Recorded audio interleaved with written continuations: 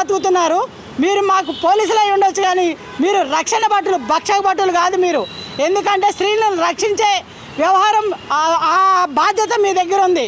అది మానేసి మీరు స్త్రీలని అసభ్యంగా ఎక్కడంటే అక్కడ రోడ్డు మీద తెలివి లేనోడు చేసినట్టు మీరు చేస్తున్నారంటే ఒక కాకి షర్టుకే అవమానం. అది వెంటనే ఎవరైతే స్త్రీలని అసభ్యంగా ప్రవర్తిస్తున్నారో వాళ్ళ చెయ్యి నరకండి అంతే. అంటే ఇక్కడ తెలంగాణ భాష పైన కూడా ఇంకా కూడా ఒక విధ్వంసం జరుగుతూ ఉన్నది. ఎవరి భాష వాళ్ళకి ముఖ్యం, ఎవరి భాషను వాళ్ళు గౌరవించుకోవాలి. ఆంధ్ర నుంచే వచ్చిన వారు ఆంధ్ర భాషను గౌరవిస్తారు, తెలంగాణలో ఉన్నవాళ్ళు తెలంగాణలో గౌరవించుకుంటారు.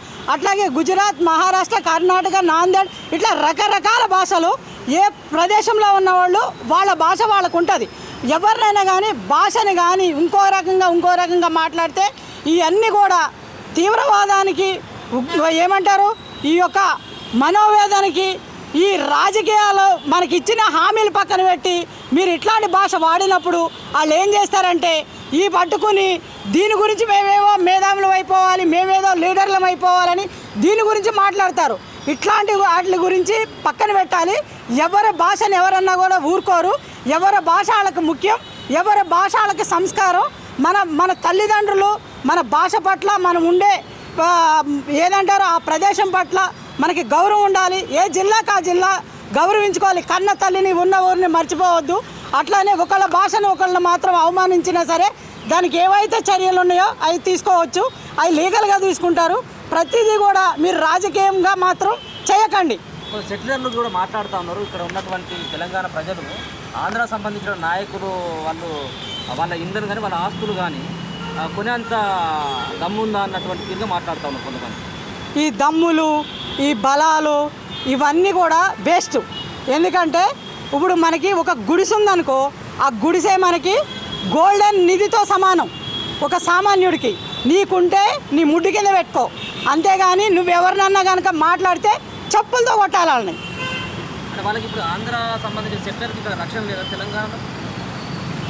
ఆంధ్ర వాళ్ళకి సంబంధించిన రక్షణ లేదంటే మనందరికీ సగం ఇప్పుడు ఏమంటారు, తెలంగాణ నుంచి పండగలు వస్తే ఒక సంక్రాంతికి కానివ్వండి దేనికైనా సగం మంది వెళ్ళిపోతున్నామంటే ఎందుకు ఆంధ్ర సగం ఖాళీ అవుతుందని చెప్పేసి అనుకుంటున్నారు కదా. అట్లాంటప్పుడు మనం అందరం కూడా కలిసి ఉంటున్నాం. కలిసి ఉన్నప్పుడు ఈ విభేదాలు ఇంకా ఎందుకు, ఈ పోరాటాలు ఎందుకు, ఇవన్నీ కూడా చేయకూడదు. అందరూ కూడా మంచిగా కలిసిమెలిసి ఉండాలి. నోరుని అదుపులో పెట్టుకోవాలి. అనవసరమైన వ్యక్తిగత విషయాలు ముందుకు తీసుకురాకండి. ఎవరైనా మంచిగా ఉండాలి. మంచి స్వభావంతో ఏ రాష్ట్రాన్ని ఆ రాష్ట్రాన్ని మనం గౌరవించుకోవాలి. అన్నదమ్ముల్లాగా కలిసి ఉండాలి. ఇప్పుడు ఇంకా జర్నలిస్టు కూడా ఇంకా అరెస్ట్ అయ్యారు, 14 రోజులు రిమాండ్ అక్కడ ఆంధ్రాలో. సో ఆయన పెద్దగా అక్కడ ఉన్నటువంటి గవర్నమెంట్ కూడా పెద్దగా అన్నటువంటి మాట కూడా లేదు. కావాలని చెప్పేసి కక్షపూరితంగా అరెస్ట్ తీసుకెళ్ళారు. వీళ్ళేం ఉగ్రవాదులు కాదు, ఇంకా వేరే ఏం కాదు. అట్లాంటి వాళ్ళని పట్టించుకోండి. ఫస్ట్ గంజాయిని బంద్ చేయండి, డ్రగ్స్ని బంద్ చేయండి. అర్థమైందా? మీరు ఇచ్చిన హామీలు నిలబెట్టండి. అప్పుడే మన స్వచ్ఛందంగా మనకి భారతదేశం వచ్చినట్టు. ఇప్పుడు మన పిల్లలు వెళ్ళి అమెరికాలో ఉంటున్నారు. అమెరికాలో ఉన్నప్పుడు అమెరికాలో ఉన్నారని చెప్పేసి మన రాష్ట్రంలోనే కదా, ఏ రాష్ట్రంలో ఉండేవాళ్ళు ఆ రాష్ట్రంలోనే ఉండట్లేదు కదా.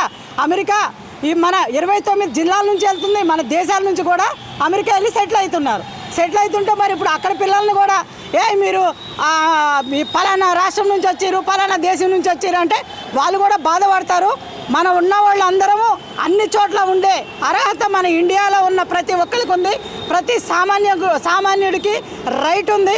ఆ రైట్ని బట్టి అనవసరమైన వ్యాఖ్యలు చేస్తే మాత్రం ఖచ్చితంగా చట్టవిరుద్ధ చర్యలు తీసుకోవాలి.